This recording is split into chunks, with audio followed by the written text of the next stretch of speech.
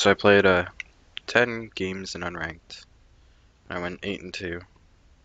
One of the games I lost because I played the same guy twice, and I was just trying something different because I assumed he would metagame me.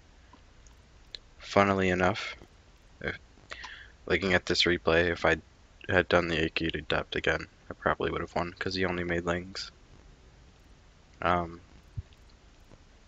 yeah, I'll show you a replay of a PVC and a PVT. I don't know if I got a good PVT one, actually, but I'll show you one of the worst ones anyway. I think this one was okay.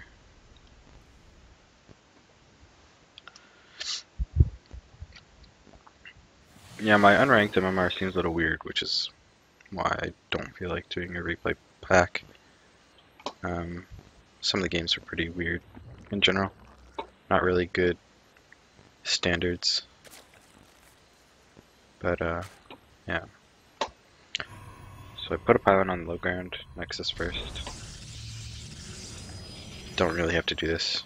I usually put it up here anyway. Double gas at 19. Okay, so I'll go over the build again. 14 pylon, 17 Nexus, 18 gate, 19 double gas.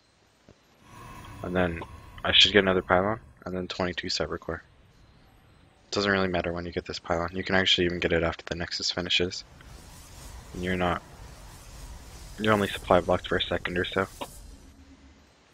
But it's good to have a second pylon. I wonder if I cut the mothership core in this one. Okay, so cyber at 22.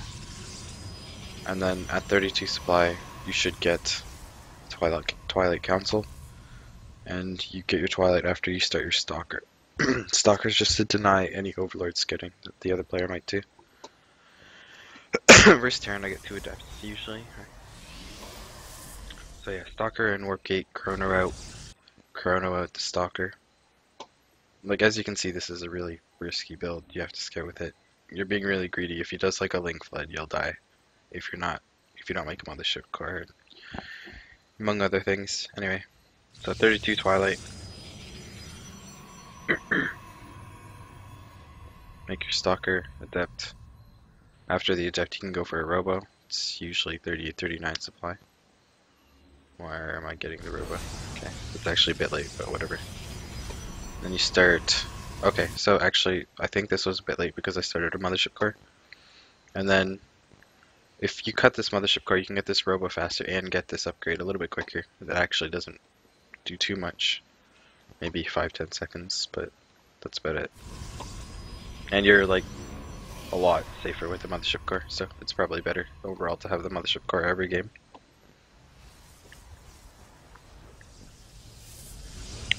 Put one guy, 1 or 2 in gas, it depends on however much gas you have. I only put 1 in for now, but I don't know. Okay, that was important. So, 3 gateways go down, your Robo should finish, then you start your Warp Prism, then you put down 4 more gateways. The way this works out is when your Warp Prism is warping in the first time, you'll have your first 4 gates line up, warp in 4, and the second warp in you'll have all gates active at around the same time. You should warp in 8.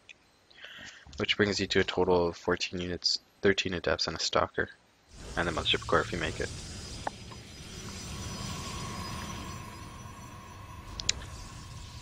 You actually get max supply too. And then you can start throwing down pylons. I just throw down like a ton. I threw down 4 here. But you probably even need more than that because the adepts take up a ton of supply. He scouts it here, but I don't know. What does he have?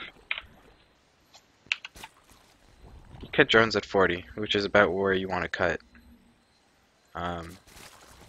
You're just churning out units now. It actually didn't matter in this game for some reason.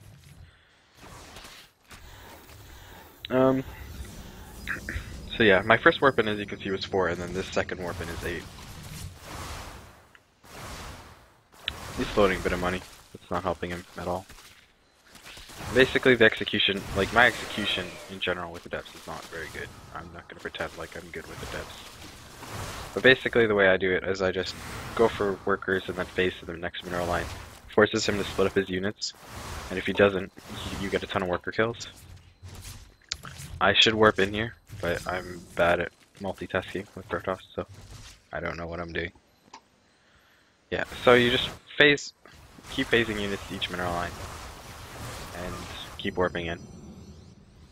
And that's literally it. You usually do game-ending damage in the first few minutes. Here. If they prepare really well, sometimes they can go even, but I've never had a Zerg or Terran actually come out ahead. Unless I make like a very big mistake. This is bad. I should be running and phasing. I don't know what happened to my prism. I think I might have lost it. Yeah, look, it looks like I lost my prism, which is really bad on my part. Zerg has, like, you have no excuse to lose your prism to a Zerg player, just because he just has queens, and queens shouldn't catch warp prisms. But yeah, I've already done game-ending damage. He has 15 workers. I've killed 34 workers this game. Like, even if I had to, even if all this aggression was shut down, I could just, like, take a third and expand macro up behind it. Though I guess he would have the gold base advantage, so this map's probably not the best idea for that, but